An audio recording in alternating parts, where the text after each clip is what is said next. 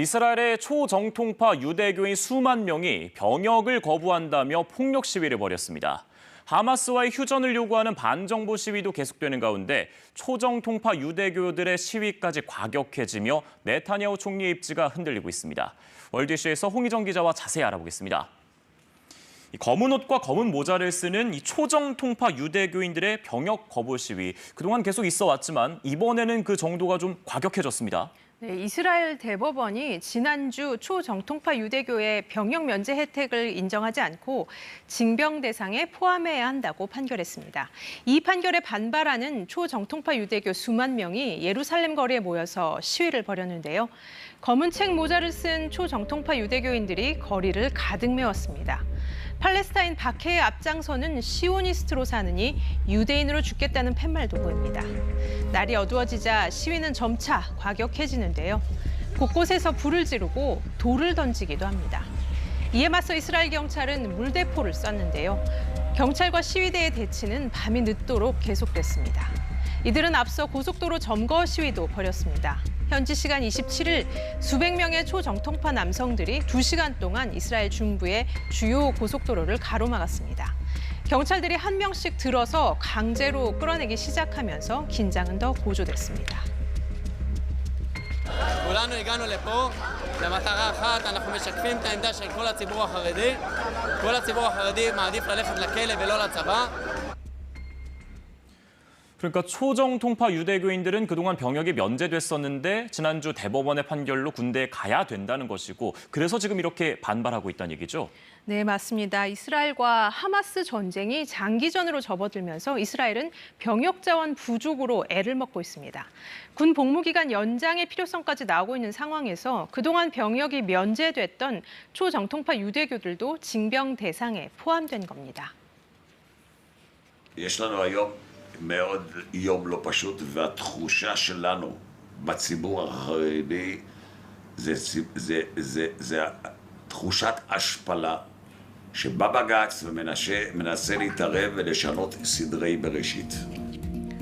전통적인 유대교 율법을 엄격히 따르는 폐쇄적인 공동체로 알려져 있는 초정통파 유대교인들은 70여 년 전인 1948년부터 병역 면제 혜택을 받았습니다. 그 당시에는 이스라엘 정부가 더 많은 유대인을 끌어들이기 위해서 징집 면제 등 혜택을 약속했던 건데요. 하지만 병력 부족이 계속되자 초정통파 유대교에 대한 병역 면제가 불공평하다 이런 주장이 계속 제기돼 왔습니다. 더욱이 이들의 숫자는 그동안 크게 늘면서 이스라엘 전체 인구의 12%가량으로 이 가운데 청년은 6만 명이 넘는 것으로 추산되고 있는데요. 이스라엘군은 이미 입대한 1,500명 외에 3,000명을 추가로 징집하라는 지시를 한 것으로 알려졌습니다. 앞으로 징집 숫자는 더 늘어날 것으로 보입니다. 이 전쟁이 길어지면서 네타냐후 총리의 입지가 흔들리고 있다는 분석도 나오고 있는데 어떤 상황입니까?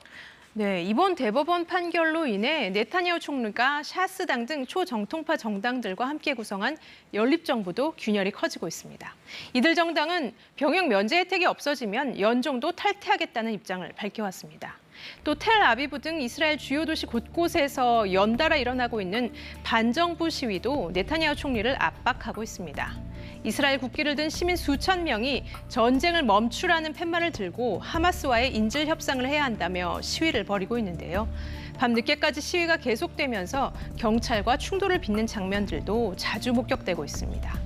이들은 네타냐후 총리가 하마스와의 인질 석방 협의에 충분한 노력을 기울이지 않고 있다고 비난하며 총선을 요구하고 있는데요. 네타냐후 정부 지지율이 낮은 상황에서 초정통파 정당들의 연정 탈퇴가 현실화될 경우 연정이 무너질 수도 있는 상황입니다. 하지만 이런 상황에서도 네타냐후 총리가 물러날 기미를 보이지 않고 있습니다. 가자 지구에 대한 공습을 재개했어요. 네, 이스라엘군이 칸 유니스 동부 지역에 대피령을 내린 뒤 공습을 했습니다. 칸 유니스는 지난해 말 이스라엘군의 대대적인 공격을 이미 받은 곳입니다. 이곳에 하마스 부대를 모두 파괴했다면서 철수했던 이스라엘군이 다시 공격해 온 건데요.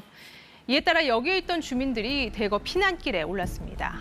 가자지구 전체 팔레스타인인의 80% 이상인 약 190만 명이 가자지구 중부 지역에 지금 밀집해 있는 것으로 추산되고 있는데요. 네타냐후 총리는 전쟁 의지를 거듭 밝히고 있습니다. 하마스 파괴와 인질 석방이 모두 해결됐을 때 전쟁이 끝날 것이라는 입장을 고수하고 있는데요. 또 레바논 무장정파 헤즈볼라와의 전면전 우려도 고개를 들고 있는 가운데 최근 이스라엘군은 레바논 침공을 염두에 둔 모의 훈련도 한 것으로 전해졌습니다.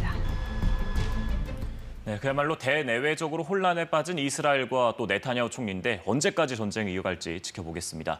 월드뉴스 홍희정 기자와 함께했습니다. 잘 들었습니다.